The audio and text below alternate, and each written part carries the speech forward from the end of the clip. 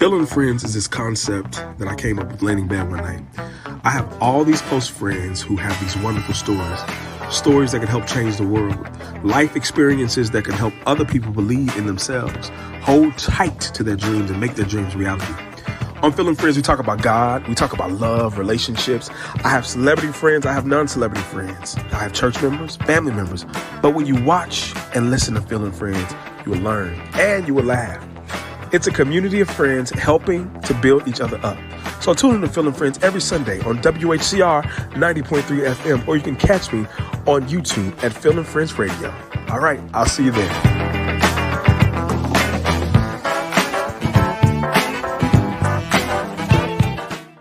WHCR 90.3 FM, the voice of Harlem. What's up, everybody?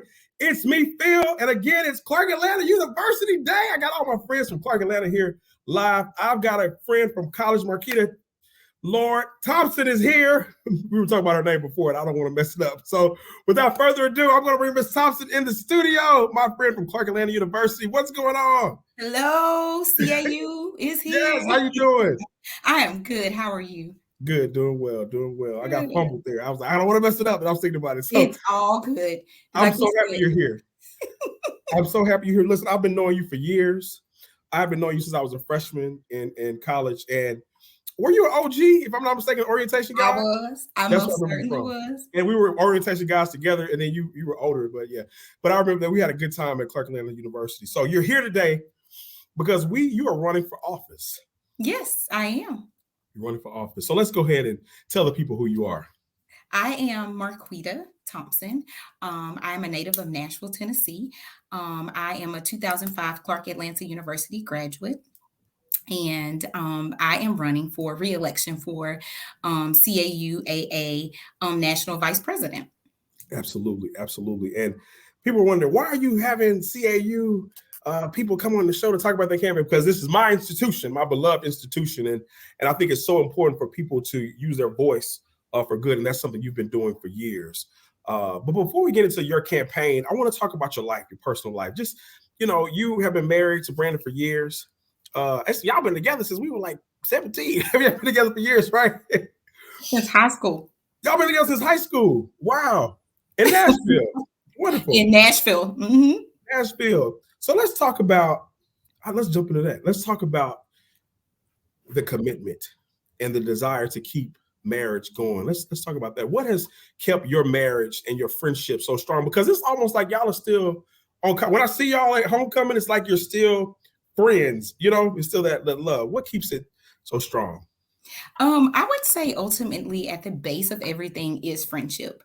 Sometimes we joke and we say we're more friends than we are, like husband and wife.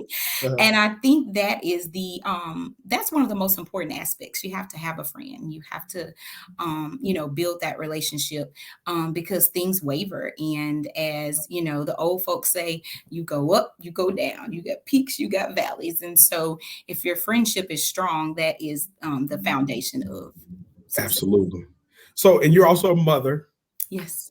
What's your son's name? If you don't mind, you can His name's Kari.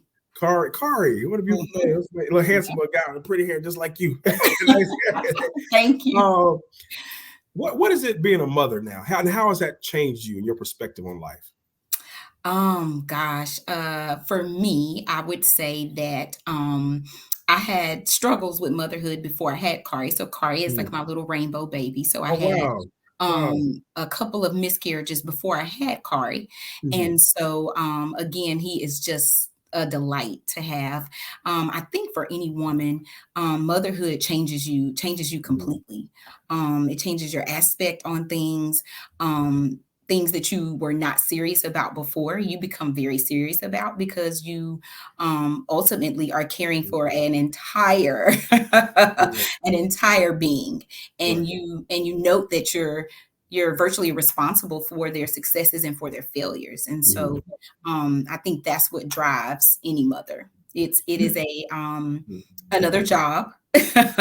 So once you finish with your full time, there it is. So it's like you work 2 full-time jobs. So it is never ending, but it is rewarding. So thank you for sharing that. That I never knew that. what would you say to a mother who experienced what you experienced and they just cannot seem to get over it, but then you got blessed with a beautiful child? What would you say to that mother right now who's struggling with that? What I would say is to keep praying. Don't let it actually consume you, because I did, start to think that, I didn't have issues getting pregnant. My issue was staying pregnant. Right. And so I would say, don't give up the faith. And, sometimes it's not something that, we may want to hear, but it was even a possibility in my head that maybe that's not God's plan for me to actually birth a child. But I had lots of nephews and other organizations that I was involved in, and I spent my time volunteering. And kids was always something that was important to me. And so I knew that if I didn't birth my own child, that there were other ways to have children, whether that be adoption, whether that be my time, talent, and treasure by volunteering. At the Y, I grew up in all the Y programs. So I did too. Yeah, pretty much every city I've lived in, I've worked for the YMCA. And so I've had my fix of, working with children. So I would just say to them, just don't give up. So I love that. I'm a church guy. So you said God, what does God mean to you, and how has he moved in your life and your family's life? I would say that at an early age, God was instilled, in my life. And I always knew that I was different. I dreamed different things. And then I realized, at a young age that these are not just dreams, that these are sort of visions. And so, like you said, for people who the average layperson may look at it like, that sounds crazy, but it's not. And so, just maintaining your relationship, cultivating your relationship, just like you do with any other relationship. You have to spend time with God. And I know that, at times when life gets very busy and we're like, I'm not going to make time for that. He always has a way of bringing you back around and letting you know that, I'm the person that you need to lean on. I'm the person that sustains you. So come on and preach up in here. But that is so true. If we just stop relying on ourselves and start relying on God, it will work out. It always does. Yep. Right? It does. It always does. So let's switch to this HBCU life. What made you want to go to Clark Atlanta University? So I grew up in Nashville, Tennessee. And so I would say a very close second, remarkable HBCU would be Tennessee State. And so growing up as a young girl, that was what I always saw. And so we always went to the parades. We went to the games. My grandfather was an avid Tennessee State fan. And so he would take us to the games with him. And that was my first experience with an HBCU. And so isn't Fisk there as well? Yes, Fisk is there as well. It is. Yep, Fisk is there as well. And then, and Meharry Medical College. And so from seeing all of these, to your point, all of these HBCUs in one area, I knew I wanted to attend an HBCU for the culture. There's nothing like, as Beyonce says, a homecoming experience. It's nothing like it. It's nothing like it. So I decided to do a little bit of research. I knew that all of my high school friends were going to Tennessee State, and I didn't want to go to the 13th grade. So I did a little research, and originally I was interested in Spelman. I went to visit, and I was like, I don't want to be in class with all women. Yeah, I said the same thing about Morehouse. I don't want to go to school like dudes, right? Yeah. And so while they're illustrious, institutions, I chose Clark Atlanta University. That was the best decision. CAU. The best. So what would the AUC be without the Clark Atlanta University, right? I second that as an OG. As an OG, what would you say to people that say, "Oh, I'm not sending my kid to a black school"? Well, what you gonna learn in a black school? What's the importance of going to? What would you say to them, especially being the vice president of the Alumni Association? I would say that HBCUs were founded upon the principle of creating a rich history, and they were founded upon the idea that higher education should be affordable for all. and not, not affordable for all, not only affordable for all, but that everyone should be able to experience that. And so that is the history upon which, HBCUs were founded. Absolutely. So let's talk about your campaign. What is your campaign and what is your slogan? And why are you running for this position again with Clark-Atlanta University Alumni Association? That is a wonderful question.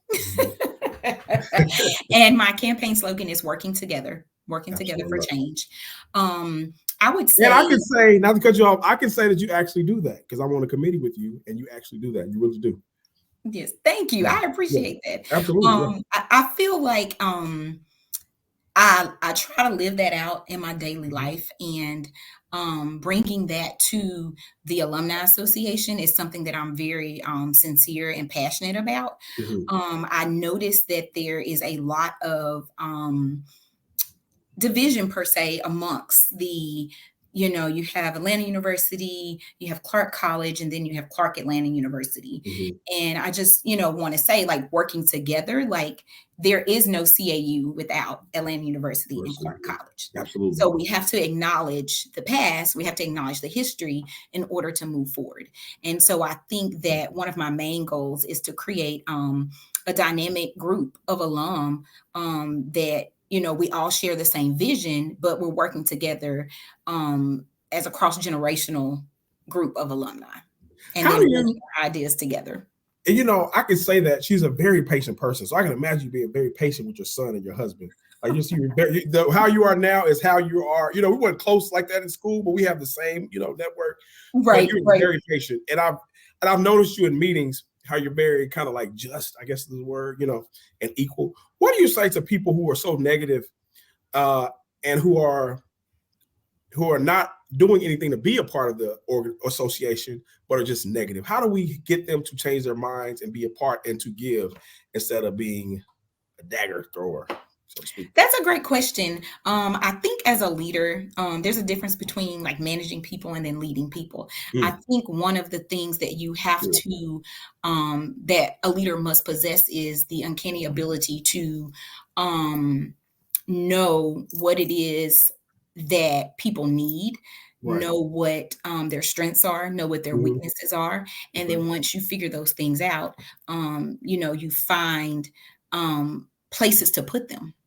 And so, like you said, with the Alumni Association, you find committees that bring out their strengths. And so if you find something that people are actually interested in and passionate in, then you're able to divert that negative energy and turn it into something positive. Absolutely. I love that. That's really good. So let's talk about what you've done in the past for the Alumni Association. So what are some of the things that you've done in the past that will give us, say, hey, well, she did an excellent job. Let's put her back on so she can continue that work.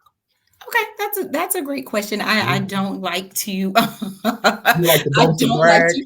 you go. I don't like to. You gotta worry about it. You're on my show. We're gonna talk about why you gotta talk about it. So, but it's important to know, right? It's like you list your resume.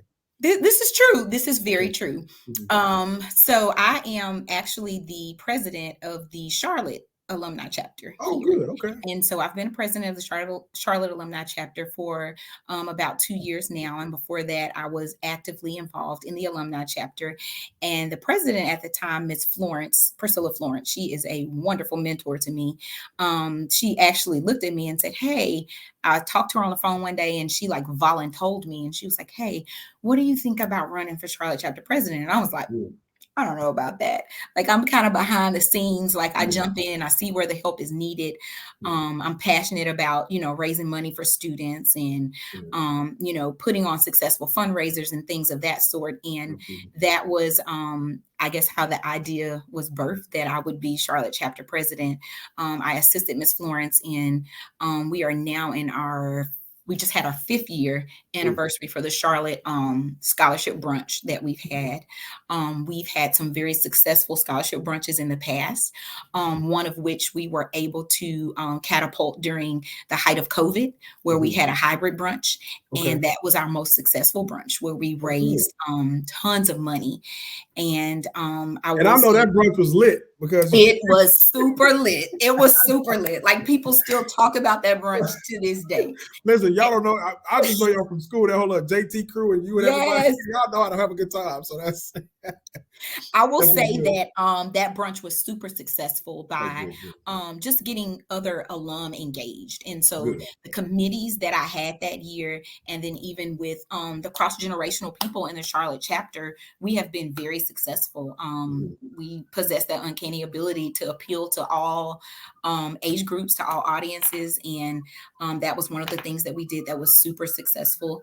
I was able to this year partner with NASCAR, and we were able to get them to put a car on the field for homecoming. Oh, that was you. Yeah. I think they were giving out ice cream, and they wouldn't give me no ice creams. They told me I had to wait in line. Listen, we had the red cups going on, so I think they were giving out stuff on. Yes. So we are trying to sustain those relationships with, some of these. And that's a relationship that is so, I know the relationship, but thank you for that, because NASCAR normally would not have been a part of, that was a sport that we have not been a part of. Absolutely. So now we're getting exposure in that industry. And it's such a good thing. And I saw that they sponsored the gala as well. So you have opened up the door for fundraising and bringing opportunities to African Americans who love the sport of racing. So that's really good to know. I love that. Thank you. Invite me to the next brunch y'all have. Let's talk about people our age. Gotcha. We have been isolated.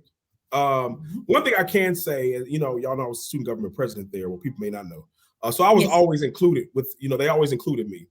But there is an isolation when it comes to people our age. Correct. How do we get us involved? Because, you still have those people, there's a lot of older alumni, a lot of them, people can be mean, so how do we say, we need to be included, stop,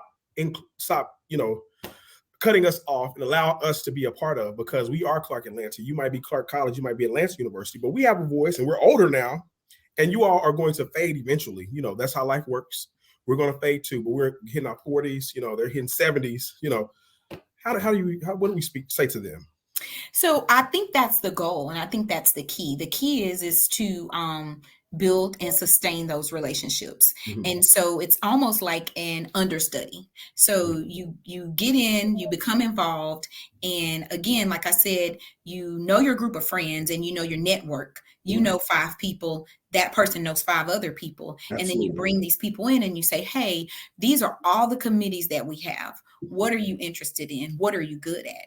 And so one of the questions that I always ask at first, I say to people like, hey, what is your professional expertise? And so that gives us an idea and tells us a little bit about what it is that the person does. However, that's not end all be all, because professionally you may be an engineer, but you may be really good at planning events. You may be really good at project management.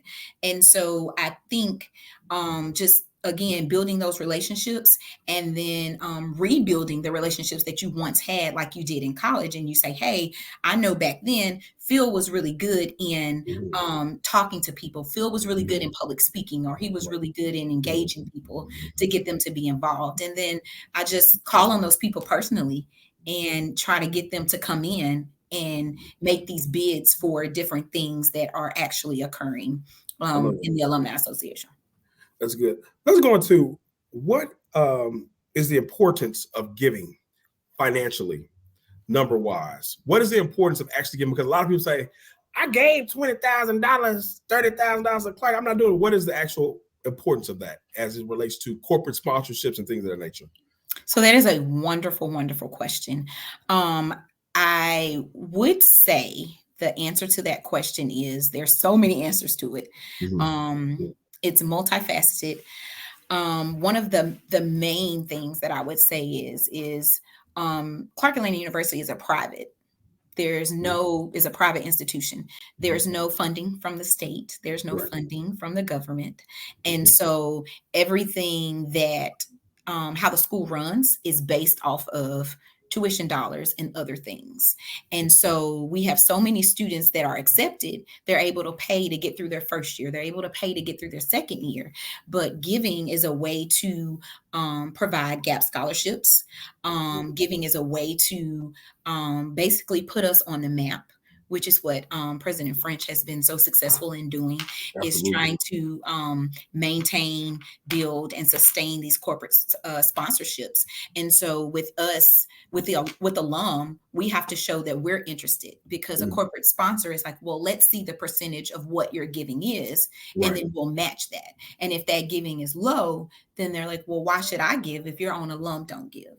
And so I think that's the key, is that we have to start giving back to the place that gave so much to us. And it gave so much to us, right? It really did. I mean, it was a place that developed us, and we learned how to be business people. We learned how to be entrepreneurs. We learned, absolutely, we learned how to stand in line forever. That was a place where, it was a absolutely. place. But it was a wonderful place. It's a wonderful experience that we had. Listen, I'm going to step away, and I'm going to give you the floor, and I want you to give your final pitch and your final thoughts to my audience. Okay, so go ahead. All right, Phil, it was a pleasure. I'm so glad that you asked me to be on, and that I had the opportunity to be on. I am seeking re-election so that we can work together to bring about change. I am seeking re-election so that we can build and be on the same playing field as some of the other institutions of higher learning, such as your Spelman, your Morehouses, your Yales, your Harvard, your Clemson. We have to build the momentum, and then we have to increase the alumni network. Currently, there are only about 600 to 800 active alum. If you are not active, I encourage you to go to CAU.edu, the Clark Atlanta University website, and pay your $50 dues. Dues are $50. We need you engaged. We need your help. And this year, we are actively planning some big things for homecoming, and not only homecoming, for fundraisers. May weekend is coming up. We just finished a successful Spirit of Greatness Gala. So we need you guys actively engaged. And as Phil said, we are looking for the alum between the ages of 30 to 45 to just be involved, so that eventually, like he said, older people will phase out, and then we can make a seamless transition and keep the ball rolling. Absolutely. Thank you so much for coming on. Hold tight for me in the green room, okay? Okay. Thanks, Marquetta. I appreciate you. All right. I want to thank my friend, Ms. Thompson, for coming live on Phil and Friends. Listen, we need to support our HBCUs, and she told us why. We know Clark Atlanta University fam, go ahead and give. Be a part of the Alumni Association. You're watching Phil and Friends. I'll see you next time right here, same place, same time. All right, take care.